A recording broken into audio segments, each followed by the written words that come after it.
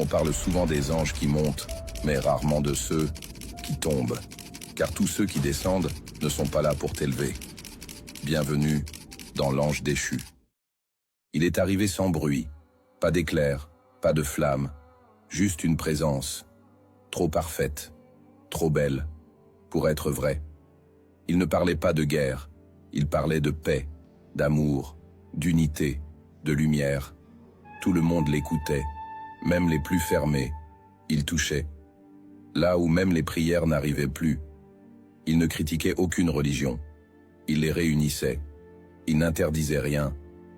Il proposait tout.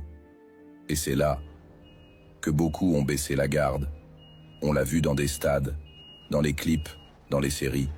On l'a vu sourire à des idoles pendant qu'il détruisait des âmes. Car il ne venait pas avec une épée. Il venait avec une caresse, un chant, une influence. Certains disent encore aujourd'hui, c'est juste un homme, un artiste, un symbole. Non, c'était un message, un test, un piège. Et maintenant qu'il est là, plus rien ne sera comme avant.